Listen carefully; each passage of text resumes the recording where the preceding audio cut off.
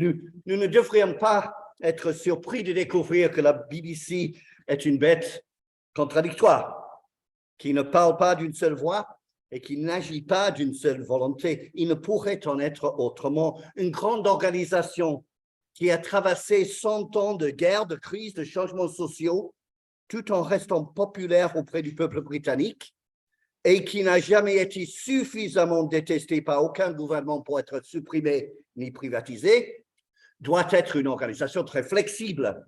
Alors, notons d'abord son adaptation réussie.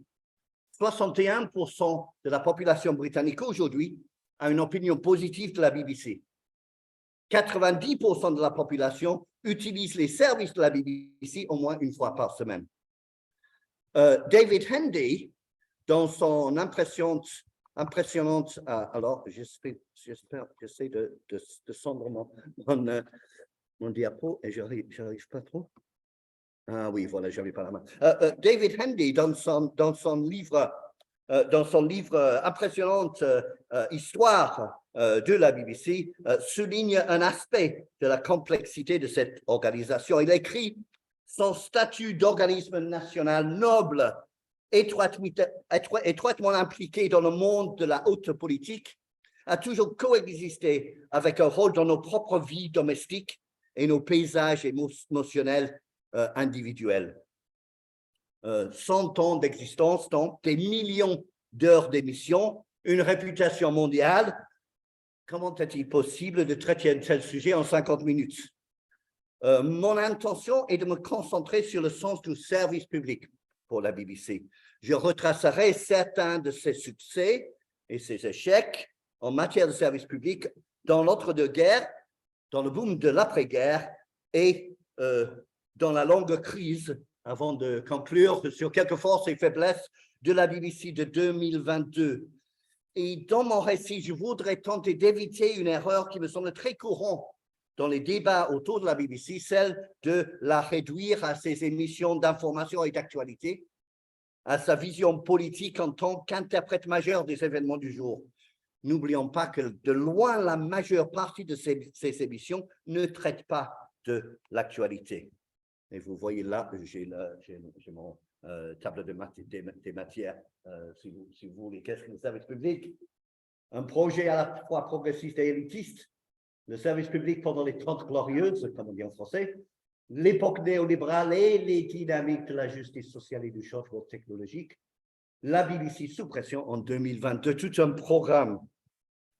Et alors, si le service public est le sacro-saint objectif, qui est ce public et comment veut-on le servir? J'ai mis sur cette diapo les principales possibilités. Le service public est-il au service de l'État et peut-être dans le temps de l'Empire, en tout cas du statu quo? Est-ce que le service public défend l'État contre ses ennemis étrangers et les révoltes intérieures potentielles, propageant la fameuse soft power et la propagande de l'État? Comme nous le verrons, les périodes occasionnelles de révolte de masse, de la grève générale de 1926 à la grève des mineurs en 1984, ont vu la BBC agir comme un allié utile de l'État et son rôle dans la défense de l'Empire était important. Le traitement récent du décès de la reine en est un autre exemple d'être au service de l'État. Des centaines d'heures d'hommage et strictement aucune visibilité des opinions des 22% des Britanniques qui sont fermement opposés à la monarchie et les 18% qui ne sont pas sûrs. Et je crois qu'il a eu 0,01% de la couverture. Deuxième possibilité, donc le service public est-il peut-être au service du gouvernement? En tout cas, il y a eu plusieurs moments où les gouvernements étaient très mécontents de la BBC. Jusqu'où les gouvernements peuvent-ils contrôler la BBC? Le gouvernement n'intervient presque jamais dans la gestion quotidienne de la BBC. Mais la nécessité de faire renouveler sa charte tous les 10 ans et ainsi continuer à exister en tant qu'entreprise publique s'est révélé un frein puissant à toute tentative de rébellion. En outre, c'est le gouvernement qui fixe le niveau de la redevance payée par chaque ménage et celle-ci représente la quasi-totalité des revenus de la BBC avec l'exception des émissions vendues à l'étranger. puisque la BBC n'a jamais voulu que ses émissions au Royaume-Uni soient entrecoupées de publicité. Divers gouvernements britanniques ont été très en colère contre la BBC au cours du siècle, souvent à cause de son indépendance toute relative. Néanmoins, de tels épisodes constituent l'exception et pas la règle. Il y a une troisième possibilité, le service public serait-il plutôt au service des consommateurs? Est-ce que la BBC répond aux besoins d'un marché, comme le ferait une entreprise privée? Doit-elle donner aux gens ce qu'ils veulent, sous peine d'être éliminée? Eh bien, contrairement aux sociétés audiovisuelles privées, la BBC ne risque pas de voir les annonceurs débrancher toute émission dont le nombre de téléspectateurs ou d'auditeurs est inférieur à leurs attentes.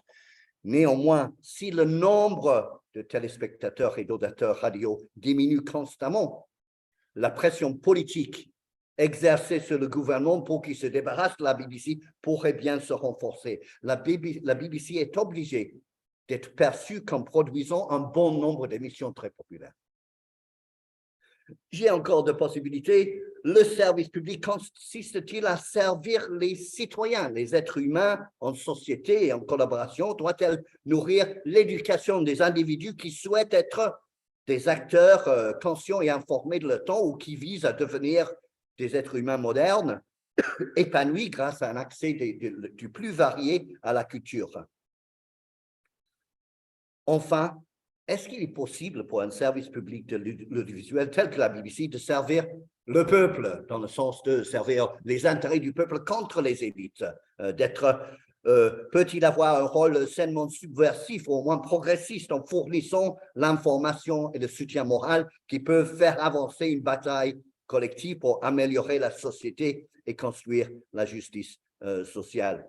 Dans les avancées très réelles, bien que limitées, réalisées au cours du siècle contre le racisme, contre le sexisme, contre l'homophobie, contre l'élitisme de classe, la BBC a-t-elle mené ou même suivi la lutte ou a-t-elle plutôt fait partie intégrante d'un établissement qui voulait freiner le changement? 5 possibilités. Je propose de donner 5 ou 6 exemples pour chaque. Puis je suis content, vous êtes content et c'est l'heure de l'apéro. Alors, on va commencer avec John Reith. Donc, le tout début, c'est 1922. John Reith, il est jeune à l'époque, c'est un portrait magnifique fait plus tard. Le premier dirigeant de la société qui a imposé sa propre idée du service public, recevant remarquablement peu de conseils venant d'en haut, c'est John Reith, directeur de la BBC de 1922 à 1938. Vraiment, on lui a laissé carte blanche parce que il n'y avait personne au gouvernement qui savait ce que c'était la radiodiffusion et comment on pourrait vouloir que ça marche. C'était un véritable patriarche, un méthodiste fervent avec une sympathie considérable pour les idées politiques d'extrême droite et un ennemi juré des syndicats. Et pourtant, puisque on est tous contradictoires, c'est aussi un homme qui avait l'énergie et la vocation de construire cette nouvelle chose appelée radiodiffusion, qui avait une approche innovante à l'éducation populaire et qui était au départ un champion de l'accession des femmes au poste de direction créative à la BBC, comme est expliqué dans le livre excellent de Kate Murphy. Et ici, vous avez Hope de Masterson, la première directrice des causeries, on dit des talks à la BBC, donc une des tout premiers postes très, très influents. Et c'est John Reith personnellement qui est allé la chercher. C'est elle qu'il faut à la tête de ce majeur service, ce qui est assez intéressant pour l'époque. Pardon? Oui, tout à fait, très anglaise. Hilda, yeah. Yeah. Alors pour Reith, le service public signifiait informer, instruire et divertir. C'était ces 3 slogans. Faire en sorte que le meilleur de ce qui a été pensé et connu dans le monde soit courant partout. C'est une citation d'un grand livre des années 1860 d'un penseur dont le nom m'est sorti de la tête.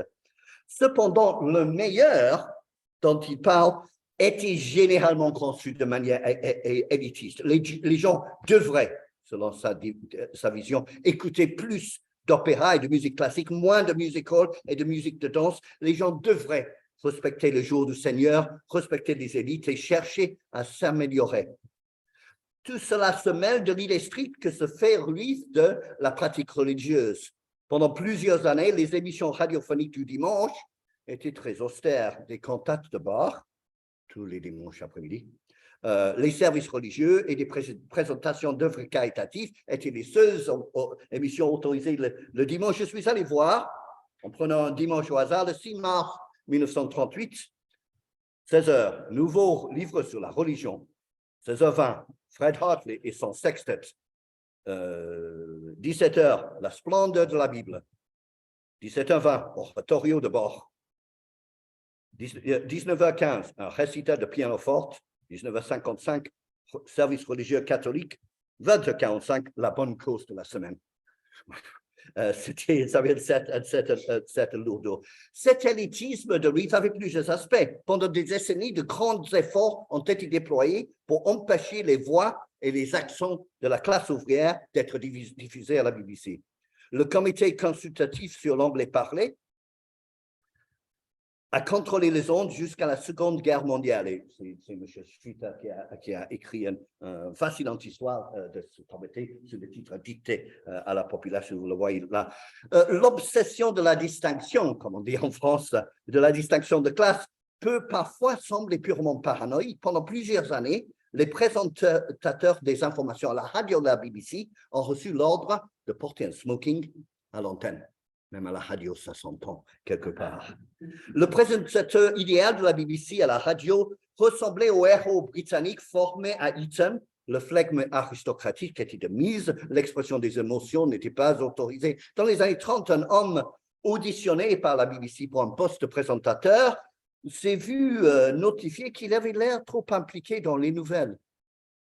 Lorsqu'il a été suggéré que les femmes pourraient lire les nouvelles, on a objecté tout de suite qu'elles seraient sans aucun doute trop émotives. Un des managers commentait « Imaginez si le roi mourait et la présentatrice fondait en larmes ».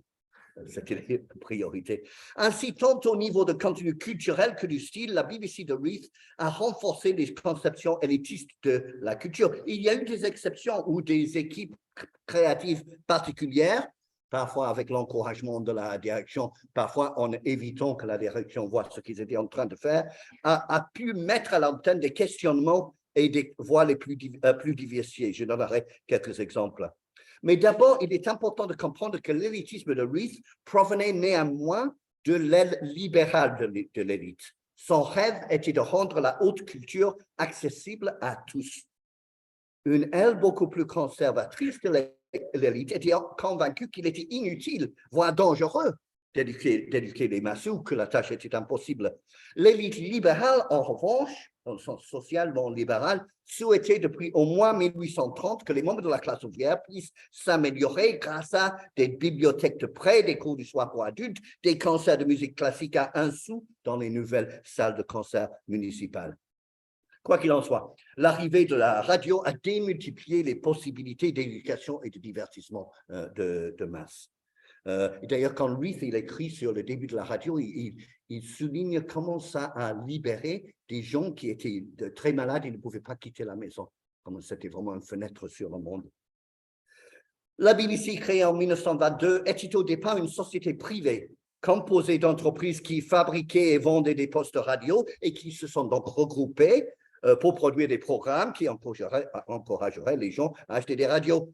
Mais en plus d'être une aventure passionnante dans un nouveau domaine excitant, la British Broadcasting Company faisait déjà preuve d'une certaine éthique de service public.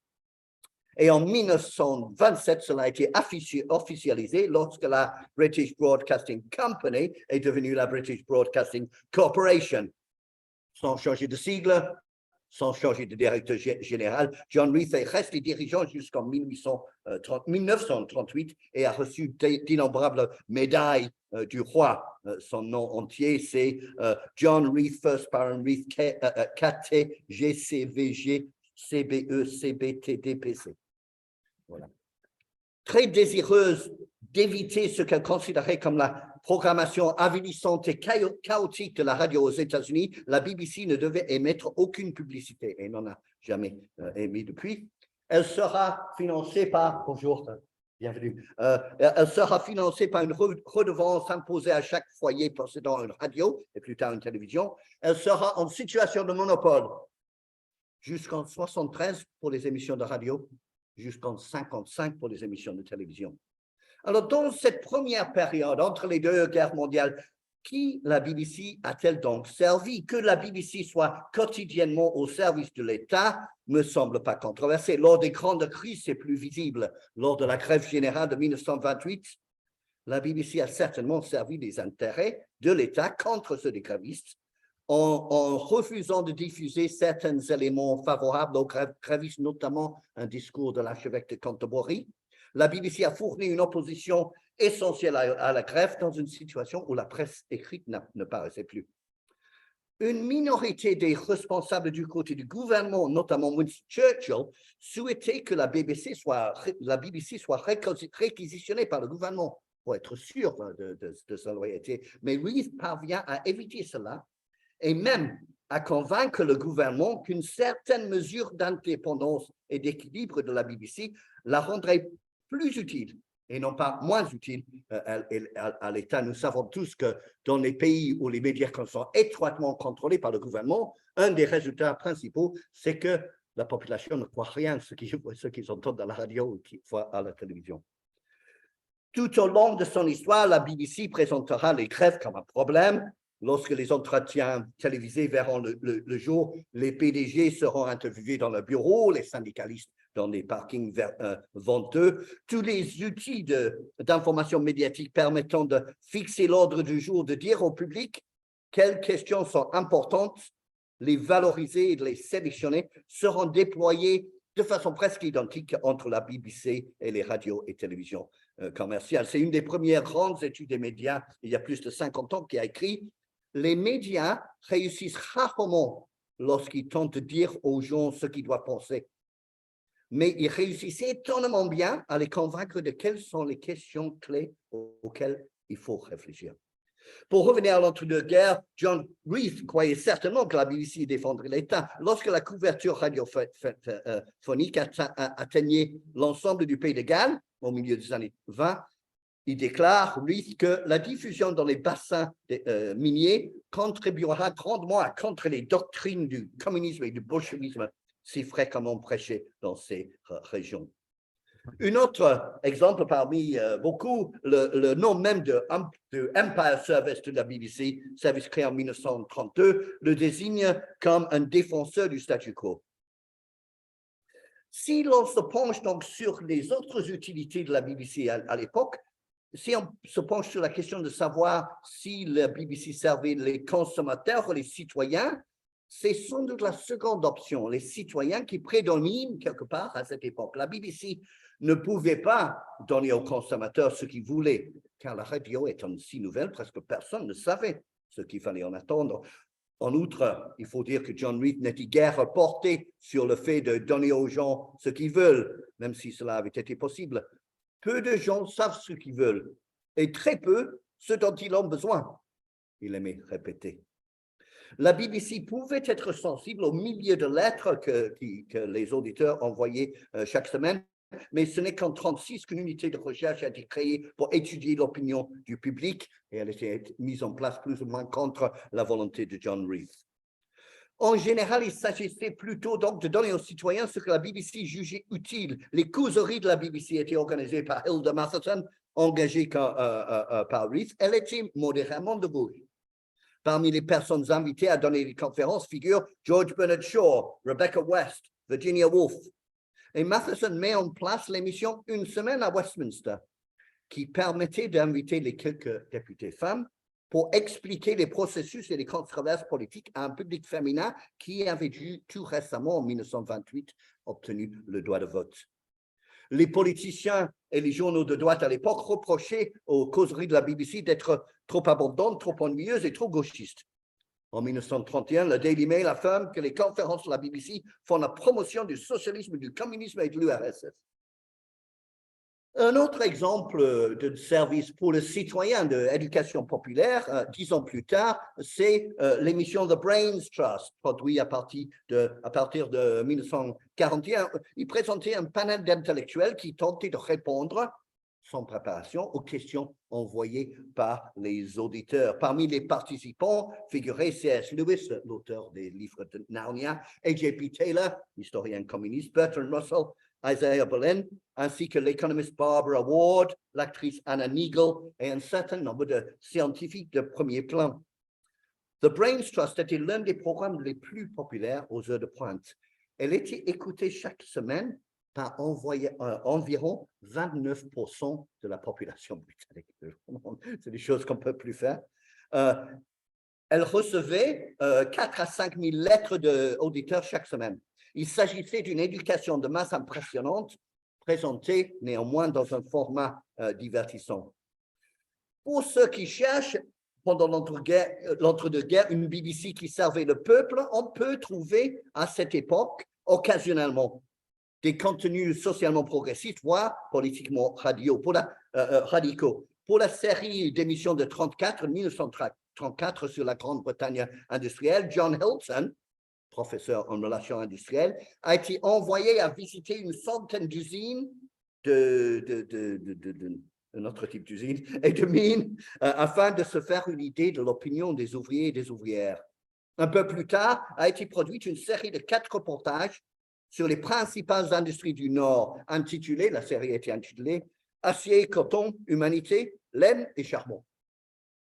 Ces émissions mêlaient musique, poèmes et enregistrements des lieux de tournage pour créer des évocations de la vie professionnelle. Le livre récent que j'ai évoqué, le livre en anglais de David Hendy, donne une série d'autres exemples des années 30 pour démontrer, et il tient à le souligner, que toutes les productions de la BBC ne reflétaient pas les valeurs de l'establishment. Ces exemples ne sont peut-être pas si nombreux, mais le pouvoir de la radio a fait qu'ils n'étaient pas sans influence. Passons à le service public en plein essor pendant les 30 Glorieuses. La Seconde Guerre mondiale, baptisée de manière controversée la guerre du peuple par l'historien Angus Calder, a porté un coup réel et sévère à l'élitisme de la radio. Un coup qui s'ajoutait à la pression exercée par les radios commerciales normandes et luxembourgeoises qui émettaient vers la Grande-Bretagne dans les années 30. Le gouvernement britannique était confronté à un problème. Les soldats britanniques trouvaient que la BBC, surtout le dimanche, était un peu trop lourd et pas assez de musique populaire, alors ils écoutaient plutôt les radios allemandes. Il n'a pas fallu très longtemps pour que le gouvernement dise à la BBC de changer. C'était radical. La BBC a été obligée de se montrer davantage intéressée par le goût populaire, alors qu'une mobilisation totale des civils était également requise pour la guerre totale. La BBC a donc créé The Forces Programme, donc la chaîne pour l'armée, même si c'était écouté beaucoup par les civils, infiniment plus proche de la culture populaire et très écouté. Après la guerre, alors que la mise en place de l'État-providence reflétait ce besoin qu'avait l'élite de mieux traiter le peuple, nous avons vu à la BBC le développement d'une structure pyramidale de programmation sous la direction de son nouveau directeur général, William Haley. C'était la théorie qu'il y avait 3 chaînes nationales. En bas, celui qui plairait à le plus grand nombre, le programme léger, the light program. Au milieu, the home service, le service national. Et tout en haut, plus intello, the third program. Et l'idée, c'était qu'il doit y avoir un certain chevauchement de la programmation pour que, selon sa théorie, les gens, ils monteraient peu à peu. Ils seraient curieux, ils monteraient peu à peu. Le programme léger, donc le programme léger s'est développé donc à partir de Forces Programme. Ce renouvellement après la guerre d'une chaîne entière basée sur le goût populaire dominant était le signe d'un déclin de la force de l'élitisme. Mais son nom même, le programme léger, montrait l'attitude des autorités de la BBC. Personne n'a suggéré de nommer le 3e programme plus intellectuel, le programme lourd. L'élitisme était en déclin graduel. Après que la Deuxième Guerre mondiale avait été gérée comme la guerre du peuple, il n'était plus possible d'avoir ce comité sur l'anglais oral. Et les dimanches après-midi n'étaient plus réservés au contact de bac. L'attitude à l'égard des consommateurs et même à l'égard des citoyens avait changé. Au cours des 30 Glorieuses, le service rendu par le BBC à l'État s'est naturellement poursuivi sans relâche. Pour ne prendre qu'un exemple, la couverture par la BBC des événements du conflit militaire en Irlande du Nord a été largement subordonnée, avec quelques exceptions tout de même, aux objectifs de l'État britannique. Par exemple, lors des événements de Bloody Sunday en 1972, lorsque des soldats britanniques ont abattu 13 manifestants pacifiques, ce n'est pas mon opinion, c'est l'opinion officielle du gouvernement conservateur de 2010, quand ils ont fait des excuses officielles. La BBC en 1972 a suivi la version officielle, comme quoi les soldats étaient attaqués et n'avaient pas le choix. Vous voyez ici un article en français de ma collègue Elodie Gallet sur la BBC et l'information sur le conflit en Irlande du Nord. En même temps, c'est beaucoup en même temps, hein, c'est contradictoire la BBC. Quelques contenus radicaux étaient possibles pendant les années de prospérité. En voici l'exemple le plus connu. Dans les années 70, la série The Wednesday Play, le théâtre du mercredi, a causé de nombreux maux de tête à la direction en diffusant à la télévision des drames sociaux acérés qui dénonçaient des conditions de vie et des oppressions qu'une grande partie de l'establishment aurait préféré ne pas voir à la télévision. Up the Junction parlait de l'avortement, un an après sa légalisation. Café Come Home parlait des familles sans abri. The Big Flame parlait des grèves des dockers. Mais en général, la BBC n'est pas à l'avant-garde du changement social. Peut-être il est plus courant de voir la BBC s'occuper du citoyen et de l'éducation populaire. Et nous ne devons pas oublier de chercher dans d'autres secteurs de programmation les services produits pour le citoyen. Ces innovations étaient sans doute plus impressionnantes à l'époque, avant l'arrivée de la vidéo à la demande et de l'Internet qui donne beaucoup plus de choix aux gens. Prenons par exemple les émissions sportives. Les émissions sportives innovantes de la BBC ont élargi énormément la gamme des sports différents vus à la télévision et ont également encouragé à élargir la pratique sportive populaire, à aller bien au-delà des 2 ou 3 les sports les plus populaires, football, rugby, cricket. La gymnastique a été diffusée pour la première fois sur la BBC en 1954, le cricket féminin en 1955, le canoeing également en 1955 et le skateboarding en 1977. En 1976, nous avons la première retransmission sur la BBC de la finale de la Coupe du football féminin. De même, les émissions de cuisine ont permis aux citoyens d'élargir leur expérience de la cuisine mondiale. Le fait que le succès immédiat d'une émission n'était pas exigé par les annonceurs a certainement favorisé ces phénomènes. Prenons un autre exemple dans le domaine de la musique. La radio BBC 2 en particulier s'est efforcée de fournir des programmes pour les intérêts des minorités. Mais si ces minorités toutes additionnées représentent beaucoup de monde, des programmes spécialisés pour la musique de danse, la musique folklorique, la musique de fanfare, la musique d'orgue, ou le blues, le jazz, le country, etc., étaient fournis par le service public d'une manière qui ne pouvait pas intéresser les stations commerciales. Même la Radio One, à partir de 1967, la station dédiée à la toute dernière musique populaire, pouvait également jouer un rôle différent à celui des acteurs commerciaux. Pendant plusieurs décennies, le célèbre disc jockey John Peel a présenté une émission basée sur des artistes inconnus et leurs œuvres inconnues dans le but d'explorer le monde créatif de la dernière musique populaire. Ce n'était pas rare que Peel soit le premier à diffuser le prochain courant influent à la radio. Et lui-même, il a souvent déclaré que son travail explorateur ne pouvait pas se faire ailleurs que dans un service public. Nous sommes arrivés à la troisième époque, l'époque néolibérale. Et je l'ai titré l'époque néolibérale et les dynamiques de la justice sociale et du changement technologique. Ça fait beaucoup. Tous les rapports officiels sur la radiodiffusion, tous les rapports officiels de la BBC avant les années 80 étaient axés sur l'idée de service public, comment servir le public, comment faire des choses que les entreprises privées ne peuvent pas faire. Mais à partir de la commission Peacock de 86, mise en place par le gouvernement Thatcher, la situation a changé et les rapports officiels devaient, au lieu de prétendre qu'elle offrait quelque chose que le secteur privé ne pouvait pas offrir, la BBC a dû essayer de montrer qu'elle était utile pour le secteur privé britannique. Néanmoins, l'utilité du service public a continué. La période qui a suivi l'élection de la première ministre néolibérale Margaret Thatcher en 1979 est marquée au Royaume-Uni par un rôle beaucoup plus important des entreprises privées et du marché. Bien que des éléments clés de l'État-providence aient été conservés, écoles et hôpitaux gratuits par exemple, d'autres éléments ont été repris par le marché. 2/3 des Anglais aujourd'hui ont des pensions de retraite privées. Et l'État n'offre qu'une pension de base très bas. Comme vous le savez, sans doute les étudiants qui vont à l'université en Angleterre paient aujourd'hui les salaires de leurs enseignants à travers des honoraires généralement de 10 000 euros par an.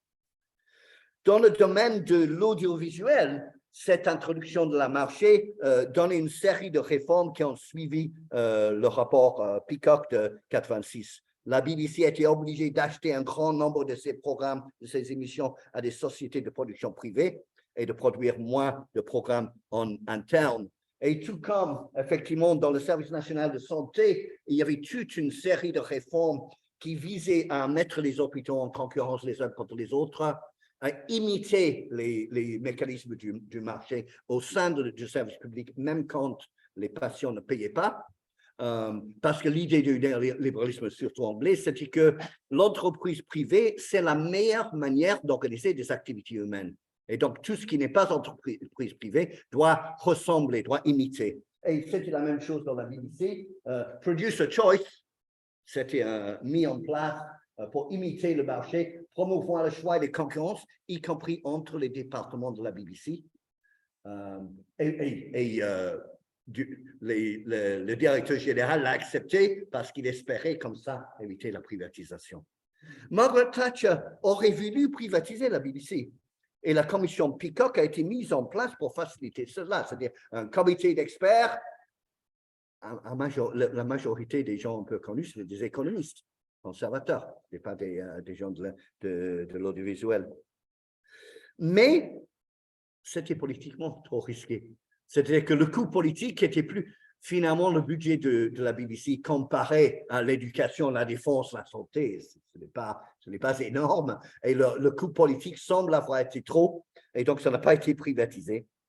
Et au cours de cette période, la BBC a évidemment continué à soutenir les priorités de l'État pendant la grève des mineurs de 84-85, donc une grève qui a duré 1 an, qui a été perdue par les mineurs et le mouvement syndical a pris 25 ans à se remettre. Bien sûr, le rôle de la BBC, c'était ce qu'on peut attendre. Voici un article universitaire là-dessus. La colère de Margaret Thatcher, alors le rôle de la BBC du côté du statu quo ne veut pas dire que les gouvernements sont toujours contents. Et Margaret Thatcher était très en colère, fréquemment envers la BBC. Lors de la guerre des Malouines dans les années 80, par exemple, elle fustigeait la BBC car elle mettait parfois des brins d'équilibre ou de contexte dans ses reportages et Thatcher aurait préféré qu'elle suive la presse conservatrice. L'époque néolibérale a eu donc un grand effet, mais l'histoire est un processus complexe. La période depuis 80 n'est pas seulement l'époque néolibérale. Les grandes luttes sociales des femmes, des homosexuels, des Noirs britanniques des années 70 et 80 ont continué à donner des résultats lentement au fur et à mesure que les attitudes du public changeaient. Par exemple, en 79, il y a 3% des députés femmes en Angleterre. 87, il y a 6,3%, et ça passe à 18% en 97 et 29% en 2017. C'est-à-dire que pendant l'époque libérale, il a continué à avoir des progrès pour la justice sociale. L'homosexualité pour les hommes a été légalisée à contre-cœur en 67. En 2015, un gouvernement conservateur adopte une loi autorisant l'accès au mariage pour homosexuels et lesbiennes. En ce qui concerne le racisme, également, de réels progrès ont été réalisés. Où était donc la BBC là-dedans? La BBC s'est impliquée dans cet élan continu en faveur de la justice sociale, non pas d'une manière organisée, cohérente et délibérée, mais d'une manière désorganisée, mais souvent puissante, car les équipes créatives ont trouvé des moyens d'encourager le changement. Je ne peux pas donner beaucoup d'exemples, mais je vais en donner deux. Le premier personnage homo dans le très populaire feuilleton EastEnders en 86, c'est un bon exemple. Il est difficile d'expliquer aux Français la force des feuilletons britanniques. C'est quasiment une religion nationale. Quand les Anglais vont en vacances, ils appellent à la maison pour savoir qu'est-ce qui s'est passé dans le feuilleton pour t'en rater. Ce n'est pas comme Plus belle la vie, c'est comme Plus belle la vie, mais 200 fois plus populaire. Alors, en 86, la série a introduit un nouveau personnage, Colin Russell, et ce n'est qu'après qu'il ait été présent dans la narration pendant plusieurs mois que le public a découvert qu'il était homo. Alors, cette intégration d'un personnage homo dans un type de programme télévisé où les téléspectateurs sont extrêmement attachés à tous les personnages qu'on considère comme nos amis, pourrait bien, mais c'est mon avis, pourrait bien avoir fait plus pour avancer l'acceptation des homosexuels qu'une bonne vingtaine de documentaires intellectuels diffusés sur la BBC 2 à 23 heures du soir. Ici, vous voyez donc, ça fait choc à l'époque, hein, ça fait pas si longtemps, mais si quelque part. Et 2 ans plus tard, vous voyez, il y avait un scandale au Parlement suite à un autre baiser homosexuel sur scène. Et là, vous voyez que les députés ont demandé que le feuilleton soit retiré à la tête. Il s'agissait que d'une dizaine de députés, mais quand même, c'était. Et de bien d'autres manières, la BBC a joué un rôle dans des initiatives visant à faire progresser la justice sociale et généralement nettement plus que les chaînes commerciales. Ce n'est pas que la BBC était dans l'avant-garde de la justice sociale, ce n'est pas un accident, c'est en 86 et pas en 76. C'est fait que 10 ans pour les jeunes, c'est un peu la même chose, les 70 ou les années 80, mais c'était une période très longue. Prenons un autre exemple. Donc, l'intérêt croissant de la télévision pour le football féminin a été favorisé au Royaume-Uni essentiellement par la BBC. Et vous avez peut-être vu que depuis 5 ans, on commence à voir fréquemment à la télévision le football féminin. Alors, je connais mieux l'Angleterre, mais pour l'Angleterre, c'est une question primordiale parce que le football est une religion nationale. L'idée que c'est seulement pour les hommes avait un poids symbolique énorme. En fait, ça n'a rien à voir avec le football. C'est simplement le message que quelle est la place des femmes? Eh bien, partout. C'est ça le sens politique du football féminin, au moins en Angleterre. Ce qui m'amène, et en plus, je suis bien dans les temps, je suis fier de moi, à aujourd'hui, 2022, quelques aspects du service public aujourd'hui. Aujourd'hui, c'est différentes possibilités, servir l'État, servir le gouvernement, servir les consommateurs, servir les citoyens ou servir le peuple, peuvent toutes exister à différents dosages, à chacun son avis sur le bilan à tirer pour décider si les points positifs compensent les points négatifs. Et je dis cela tout en étant conscient qu'il n'y a aucun consensus sur qu'est-ce qui est un point positif et qu'est-ce qui est un point négatif. Aujourd'hui, si on prend les questions les plus politiques, la gauche reproche à la BBC d'avoir suivi, voire renforcé le néolibéralisme dans ses émissions d'actualité, mais aussi dans ses différentes émissions de divertissement. Par exemple, The Apprentice, l'apprenti, ce qui est une ode à la gloire du nouveau management, et en général toute une série d'émissions à la gloire de la petite entreprise, l'entrepreneur qui est courageux, c'est le héros d'innombrables émissions. Ça, c'est l'accusation, si vous voulez, de la gauche. Entre-temps, la droite accuse la BBC de trop s'intéresser au vécu des minorités ethniques, les homosexuels, les trans, et en général, la droite accuse la BBC d'être trop à gauche sur toutes ces questions.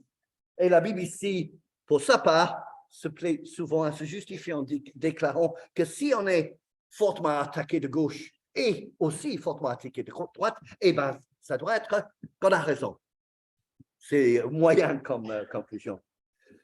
La BBC aujourd'hui donc, est confrontée au gel du montant de la redevance décidé par le gouvernement conservateur et aussi à un budget qui a diminué de 25% depuis 10 ans.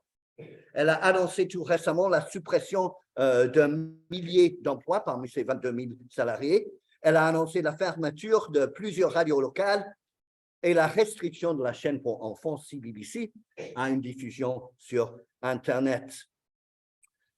Parmi les différentes raisons qu'on peut mettre en avant pour défendre la BBC contre ceux qui veulent la privatiser, je voudrais me concentrer dans cette dernière partie sur quelques-uns des services qui rendent aux citoyens.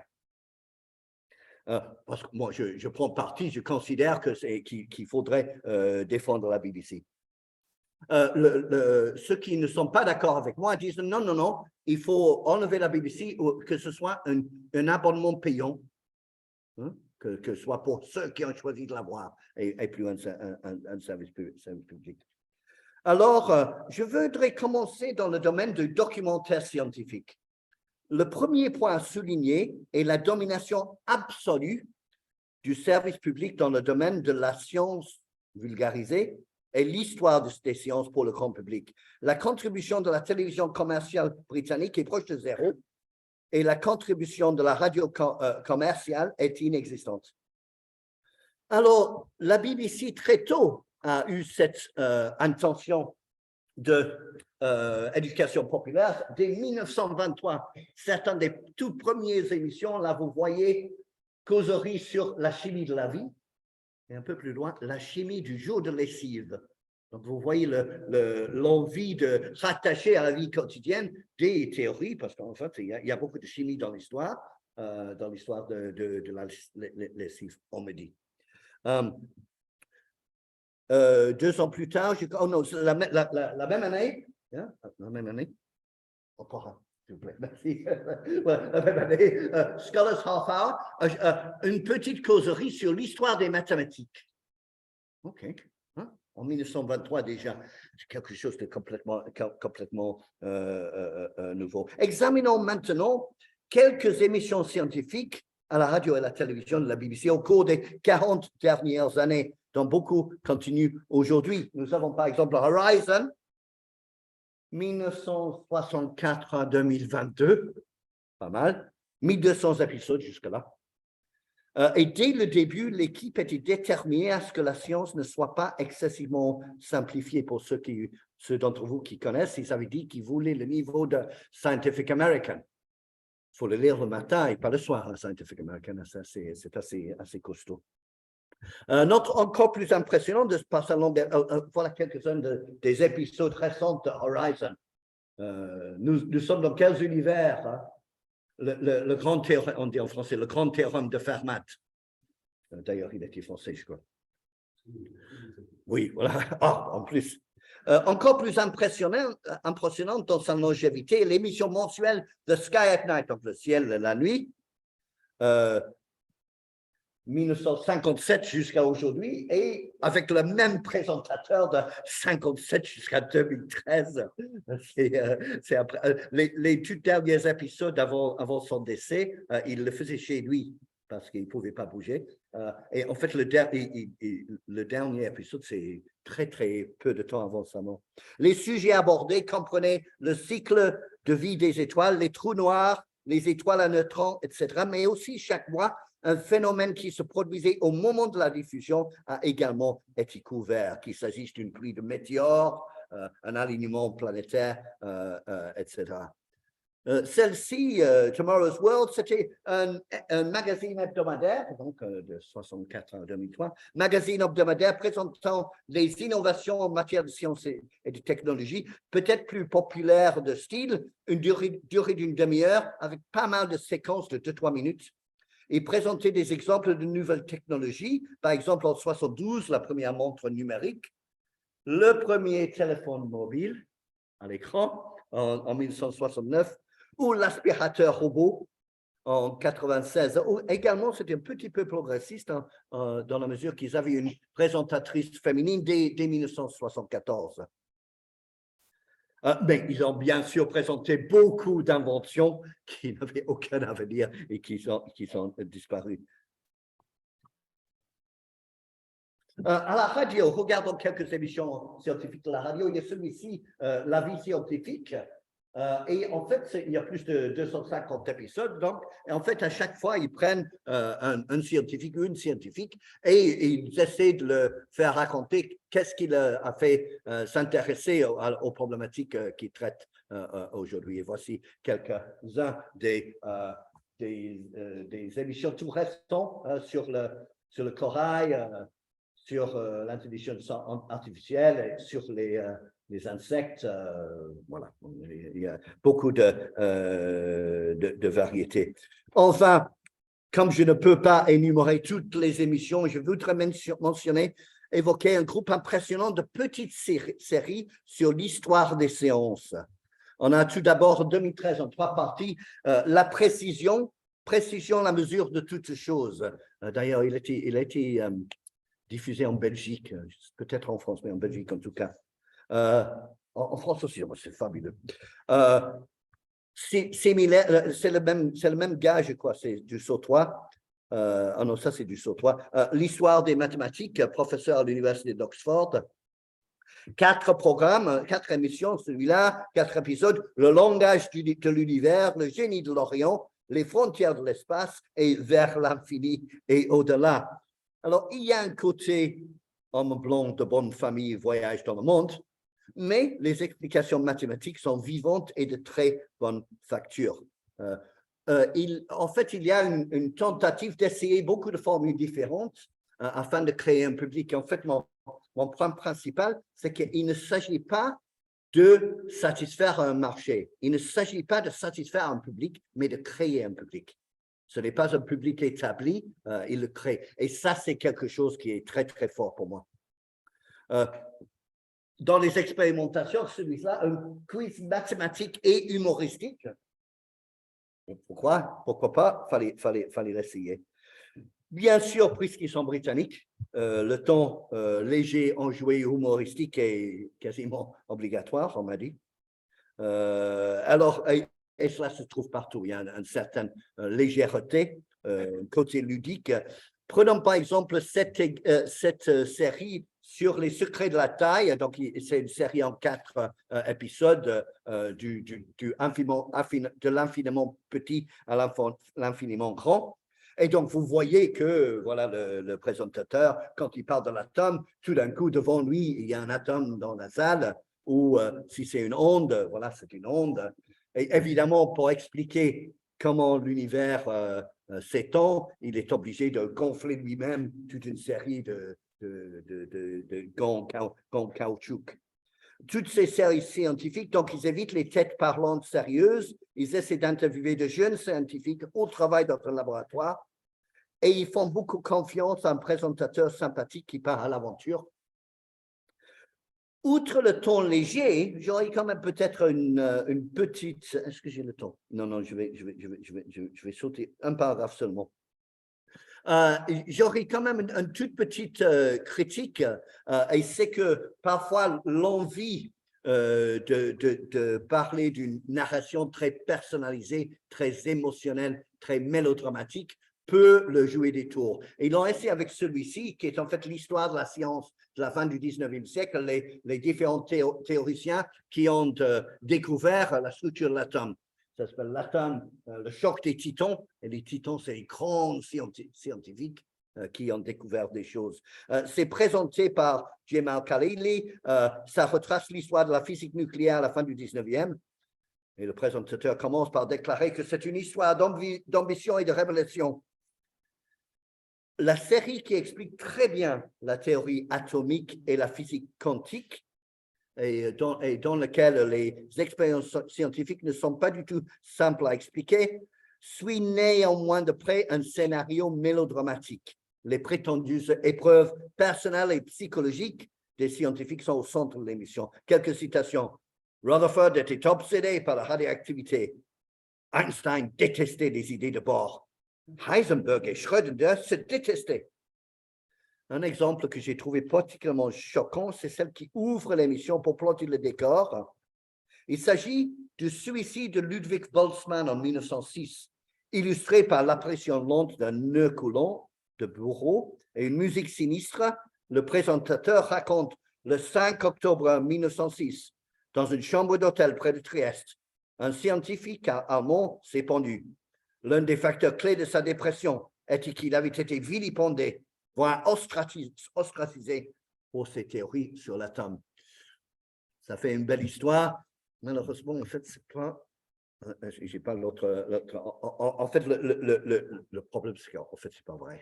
C'est que les études, c'est une rumeur qui passait que c'était pour ça qu'il a suicidé, mais toutes les biographies sérieuses de la scientifique, bon, en fait, c'est pas ça. Ça correspond pas aux dates. En fait, le moment de la suicide, ces théories avaient réussi à beaucoup avancer, etc. Alors, si vous voulez, on voit que parfois la tentation d'une narration mélodramatique prend le devant. Il y a beaucoup d'autres séries scientifiques. Je n'ai même pas eu le temps de les regarder sur les premiers géologues, encore une fois sur la géologie, celui-là sur l'énergie. À chaque fois, donc, des épisodes, 3-4 épisodes, souvent 50 minutes, et à mon avis très réussi. Alors, je répète, seule la télévision et la radio de service public font ce travail. Ni les entreprises commerciales à l'ancienne, ni les nouveaux fournisseurs tels Netflix n'apportent une contribution significative. Il fallait peut-être s'y attendre en ce qui concerne la science parce que la situation est identique concernant d'autres domaines documentaires, histoire de l'art, histoire sociale. C'est sur la BBC qu'on trouve la quasi-totalité du contenu britannique. Nous avons quelques exemples hier. People Century, basé sur l'histoire orale et des interviews des gens sur l'expérience au cours du XXe siècle. The Fall of Eagles, plus reconstitution dramatique de la chute des 3 grands empires de l'Est à la fin du 19e, les Ottomans, les Habsburg et les Romanov. Dès les années 70, c'est l'histoire de la civilisation, si vous voulez, de Bronowski, mais très impressionnant. Mais je vais à un autre grand classique, l'histoire de l'art moderne, en 10 épisodes, 8 épisodes extraordinaires et un épisode supplémentaire pour l'art contemporain en 2004. Vraiment des travaux très, très bien. Alors, pour regarder sur des derniers 10 ans, il y a A House Through Time. Alors là, il y a eu, je pense, une bonne vingtaine d'épisodes déjà. Et en fait, tout ce qui prend un immeuble dans une ville et il remonte depuis qu'il était construit, souvent au 19e siècle, et il retrace qui y a habité, quelle était c'est l'histoire sociale, mais à travers un seul immeuble, comme l'avait fait un très grand auteur français sur un immeuble à Paris. Voilà.